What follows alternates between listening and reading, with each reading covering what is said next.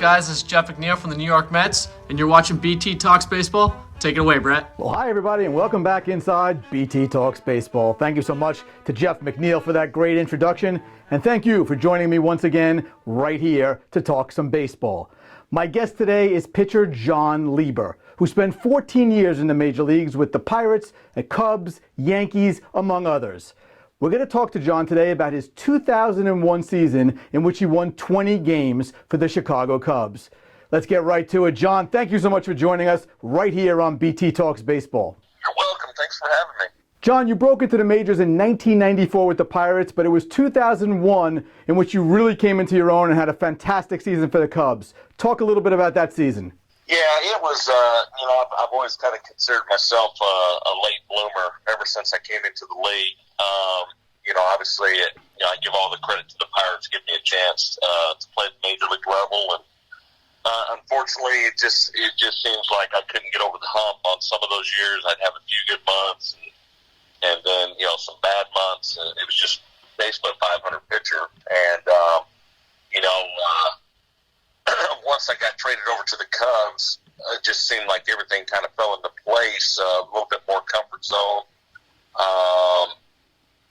and just a little bit more maturity. And, 2001, everything just kind of clicked. It was kind of crazy. And of course, Jon, you ended up winning 20 games that season, winning your 20th game and your final start of the season. First of all, what was it like to win 20 games, and was that on your mind as you entered your final start? Oh, yeah. I'm not going to lie. You just want to go out with a bang, and, we're out of the playoffs by then. And, Don came up to me, I remember, before the game. He said, look, if, there's some chance if you don't get this win, I'm going to put you back out there. What was it, 2 or 3 days later? Because we had 3 games left after that start. So he goes, I want to give you another shot at it. And, luckily, I didn't pitch my best. I think I gave up like 2 or 3 homers and, 5 or 6 runs. But we ended up winning the game. We scored 13 runs. And, that was it. The rest was history. Jon, do you have any piece of memorabilia, anything to remind you of that magical 2001 season? Oh, yeah. Joe Girardi, I got his catcher's mitt from that game. Obviously, the game balls, the lineup card, the jersey, the uniform. And that's about it. Well, Jon, thank you so much for joining me right here on BT Talks Baseball. Oh, man, you bet. Thank you, Brett. That was Jon Lieber, who not only won 20 games in 2001, he was also named to the National League All-Star team, and we thank him for joining us today. Well, it's time once again for the Waiting for Perlman segment, and I am honored to be joined once again by my partner in crime, Frank Grunwald. Frank, thank you so much for joining me. You and I were talking about the comparison you drew between some of the challenges Itzhak has had throughout his life and some of the challenges you have had throughout yours. Can you talk to us a little bit about that? Well, yeah, I think, of course, I've been a great admirer of his for the last probably 50 years.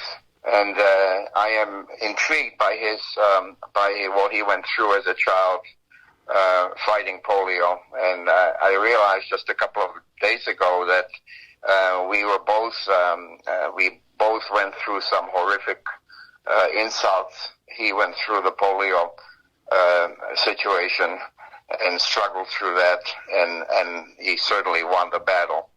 And I went through a similar situation, except it was the fact that I was arrested because I was Jewish, and my whole family was put in a concentration camp for 3 years.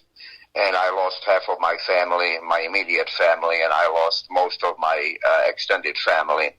And so we had both gone through some serious fights. And we both, I think, succeeded. I was able to succeed through art and music, and that's another similarity that we have. Our love for music, and my love for American jazz and traditional American jazz songs, that some of which are as older than I am. Some of them are 80, 90 years old. And I'm still playing those on my piano, accordion, So, yeah, there are some interesting similarities, I think. Well, Frank, thank you so much for sharing that very personal story and that very personal comparison between you and Itzhak Perlman. Together we wait, and hopefully he will join us one day right here on BT Talks Baseball. Frank, we'll talk to you soon. Well, thank you, Brett. It was a pleasure. Well, you know what time it is. It's time once again for Mel's Memories. Pop, what do you got for us today? In 1958, the first year the Giants were in San Francisco, in the middle of the summer, Melvin Klein's father decided to take us both to Philadelphia to see the Giants play Philadelphia Phillies at Connie Mack Stadium. So we drove to Philadelphia. He had a brand new car, which was beautiful, by the way.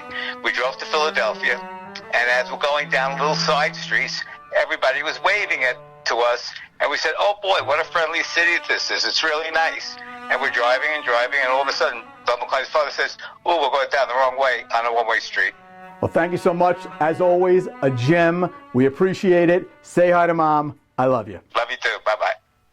Well, that'll do it for another episode of BT Talks Baseball. I want to thank my guests Jon Lieber, Frank Grunwald, and of course my dad for sharing his memories. And of course I have to thank you. I leave you as always with the words of Tug McGraw, you gotta believe. Bye-bye everybody, we'll see you next week. If you are interested in getting a signed copy of any one of Brett Topel's books, please visit us at www.topelmetsbook.com.